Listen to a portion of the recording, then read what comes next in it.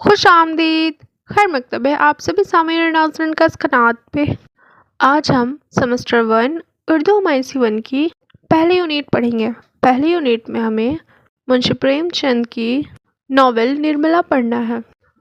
اس سے پہلے ویڈیو میں ہم جانے تھے ناول کے بارے میں اور منشی پریم چند کی حالت زندگی کو ایک نظر دیکھے تھے۔ آئیے آج ناول نرملا کا خلاصہ پڑھتے ہیں۔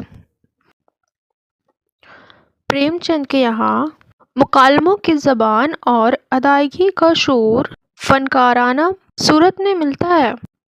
وہ دیہات کی زبان، کسانوں کے لب و لہجے اور تلفظ کو انتہائی مؤثر اور حقیقی رنگ میں پیش کرتے ہیں۔ یہاں پہ دکھا رہا ہے کہ پریم چند جو ہے وہ اپنے ناول و افسانوں کے ذریعے کسانی زندگی کی حقیقت کو دکھاتے ہیں۔ پریم چند اپنے ناول کا مواد اپنے کردار گرد و پیش کی زندگی سے حاصل کرتے ہیں۔ ناول نرملا بھی اصلی انداز کی کہانی ہے جس میں سماجی بندھنوں کی اصلاح ہے اور خاص طور پر سماج کی سخت غیری سے ہندو عورت کو نجات دلانے کی مہم اور فکر نظر آتی ہے۔ یہاں پہ دکھا رہا ہے کہ پریم چند نے جتنی بھی افسانے ناول جو بھی لکھے ہیں سب حقیقت پہ مشتمل ہیں، اور انہوں نے اپنے ناولوں کے ذریعے سماج میں تبدیلی کے لیے ہی زور دیا ہے اور حد تک کوشش کی کہ سماج بہتر سے بہترین ہو جائے۔ یہاں پہ دیکھیے لکھا ہے نرملا ان دنوں لکھا گیا جب پریم چند 1921 میں سرکاری ملازمت سے استعفیٰ دے کر ادب کی خدمات میں ہمتن مشغول ہو گئے تھے۔ پریم چند کے اس ناول کو ان کے چند بے حد کامیاب ناولوں میں شامل کیا جاتا ہے۔ خواتین کے مسائل کی عکاسی کے معاملے میں یہ ناول بہت ہی اہم ہے۔ اس ناول کا نام ہی پریم چند نے اس کی ہیروئن نرملا کے نام پر رکھا ہے، اور یہ بات ناول کے اس وصف کا اشارہ ہے۔ اس میں عورت کے کردار کو مرکزی حیثیت حاصل ہے۔ مرکزی حیثیت یعنی کہانی کا یا ناول کا جو مین کیریکٹر ہوتا ہے۔ آگے لکھا ہے اور موضوع کے اعتبار سے بھی عورت کے مسائل اس میں بنیادی حیثیت رکھتے ہیں۔ آئیے اس کہانی کا سرسری جائزہ لیتے ہیں۔ دیکھیے نرملا کے والد ادے بھان ایک اچھے وکیل تھے۔ یہاں پہ دیکھیے نرملا کے جو والد تھے وہ ادے بھان ایک وکیل تھے، یاد رکھیے گا، اس سے آبجیکٹو کوشچنس آئیں گے آپ کے۔ نرملا کے والد ایک وکیل تھے۔ نرملا کی شادی انہوں نے اپنے دوست بھال چند کے بڑے لڑکے کے بھون موہن سنہا سے طے کی تھی جو ایک ڈاکٹر تھا۔ یہ بھی دکھا رہا ہے نرملا کے جو والد ہیں انہوں نے اپنی بیٹی کی شادی اپنے دوست کے بڑے بیٹے سے طے کی جو ایک ڈاکٹر تھا۔ ادے بھان اپنی بیٹی نرملا کی شادی دھوم دھام سے کرنا چاہتا تھا، لیکن ان کی بیوی کلیانی شادی پر زیادہ اخراجات نہ کیے جانے کی بات کہہ دینے سے جھگڑا اتنا بڑھ جاتا ہے کہ ادے بھان گھر چھوڑ کر نکل جاتا ہے۔ یہاں پہ دیکھیے کلیانی جو ہے وہ نرملا کی والدہ ہے، نرملا کی ماں ہے، جو شادی پر زیادہ خرچ نہ کرنے کو نرملا کے والد کو کہتی ہے۔ اس بات پر دونوں میں بحث ہو جاتی ہے اور نرملا کے والد گھر چھوڑ کر چلے جاتے ہیں۔ جب نرملا کے والد گھر چھوڑ کے نکلتے ہیں تو راستے میں اسے ایک گنڈا مل جاتا ہے جس کے ادے بھان کی گواہی کی بنیاد پر سزا ہو گئی تھی۔ یہاں پہ دکھا رہا ہے جب ادے بھان گھر چھوڑ کے باہر نکلا تو اسے راستے میں ایک ڈاکو مل جاتا ہے جو سزا کاٹ کے آ رہا ہوتا ہے، اور وہ سزا ادے بھان کی گواہی پر ملتا ہے تو اس کا جانی دشمن ہو گیا۔ سزا کاٹ کر جیل سے اسی روز آ رہا ہوتا ہے۔ وہ گنڈا انتقامہ ادے بھان کا قتل کر دیتا ہے۔ اسی روز کلیانی بیوہ ہو جاتی ہے۔ جو گنڈا تھا وہ ادے بھان کا اسی وقت قتل کر دیتا ہے اور نرملا کی ماں جو ہے وہ اسی وقت بیوہ ہو جاتی ہے۔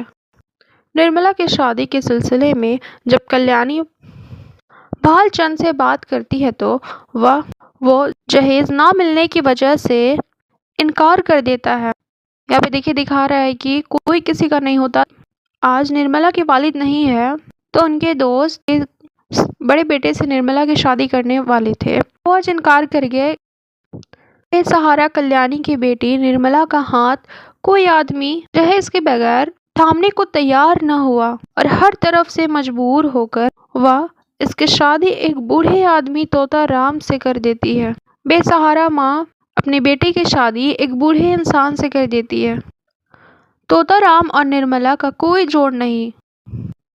طوطا رام کی پہلی بیوی مر چکی ہے اور اس کے 3 لڑکے ہیں۔ بڑا لڑکا منسا رام تقریباً نرملا کا ہم عمر ہے۔ نرملا طوطا رام کی عمر دراز یعنی سوتیلی ماں جب آ گئی ہے تو اس کے بڑے لڑکے کی عمر اس کے برابر کی ہے۔ تو سوچئے اس کے باپ یعنی طوطا رام کی عمر کیا ہوگی؟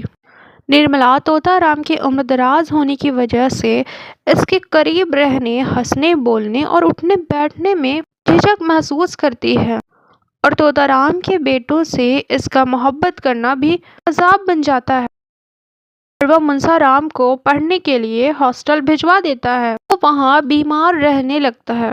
اس کے باوجود بھی طوطا رام اسے گھر نہیں لاتا اور وہیں اسپتال میں داخلہ کر دیتا ہے۔ نرملا کو جب پتہ چلتا ہے تو وہ منسا رام کو خون دینے کے لیے اسپتال پہنچ جاتی ہے۔ یہ دیکھیے ماں کی محبت، سوتیلی ماں، پھر بھی اس کے دل میں بڑے بیٹے کے لیے محبت ہے، مگر جب وہ پہنچتی ہے مگر اس کے باوجود منسا رام مر جاتا ہے۔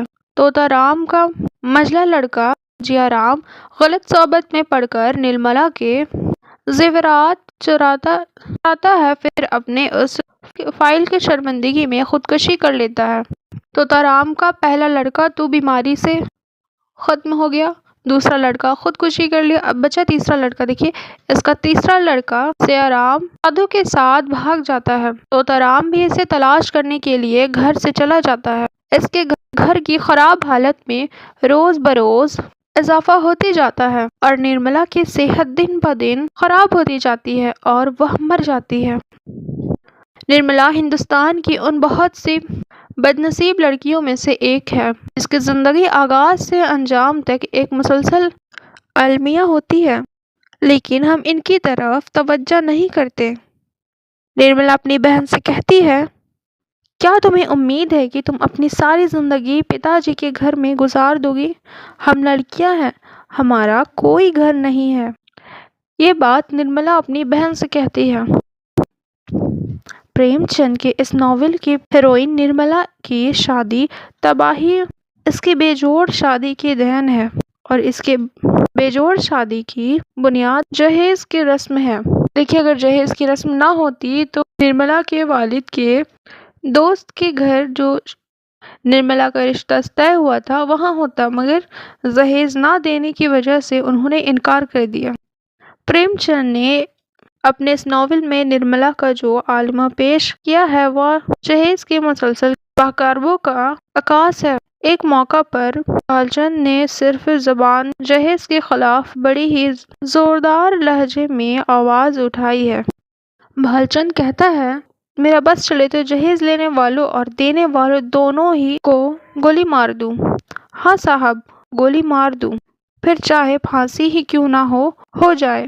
لیکن بھال چندر کی یہ آواز صرف دکھاوا تھی اور آگے چل کر وہ جہیز نہ ملنے کی وجہ سے اپنے بیٹے کی شادی نرملا کے ساتھ کرنے سے انکار کر دیا۔ یہاں پہ دکھا رہا ہے کہ جس کا نرملا کے جو پہلے ان کے والد نے رشتہ طے کیا تھا، جو ان کے دوست بھی تھے، وہ پہلے بڑی بڑی باتیں کہا کرتے تھے کہ جہیز کے خلاف ہے، وہ جہیز جو لیتے ہیں اور دیتے ہیں انہیں پھانسی کی سزا دے دی جائے، یہ سب کہتے تھے، مگر جب باری ان کی آئی تو وہ جہیز نہ ملنے کی وجہ سے انہوں نے شادی سے انکار کر دیا۔ نرملا جو اپنی جیسی ملار تعداد ہزاروں مظلوموں لڑکیوں کی ترجمان ہے، کس قدر درد بھرے الفاظ میں اپنی ذہن کیفیت کا اظہار کرتی ہے۔ میرے لیے زندگی میں کوئی خوشی نہیں، اس کا جواب دیکھ کر کیوں زندگی خراب کروں؟ دنیا میں سب لوگ سکھ کی سرج پر نہیں سوتے ہیں، میں بھی ان بد نصیبوں میں سے ایک ہوں۔ مجھے آنسوؤں نے دکھ کا بوجھ ڈھونے کے لیے چنا ہے، وہ بوجھ سر سے نہیں اتر سکتا۔ یہ سب باتیں نرملا کے دل کی باتیں ہیں، جو وہ یہ سب بات کبھی کسی سے کہہ بھی نہیں سکتی۔ اسے پھینکنا بھی چاہوں تو نہیں پھینک سکتی۔ نرملا بے جوڑ شادی کے بعد جو زندگی گزارتی ہے، اس کی علامنا کی کشادت کا اندازہ اس برے وقت کی اس بات سے ہوتا ہے۔ جو اپنی ننھی سی بچی کو اپنی نند رکمنی کے سپرد کرتے ہوئے اس سے کہتے ہیں کہ نرملا کے اس وقت کے الفاظ یہ ہیں: چاہے کنواری رکھے، چاہے زہر دے کر مار ڈالے، مگر نہ اہل کے گلے نہ باندھے گا۔ اتنی ہی آپ سے میری ونتی ہے۔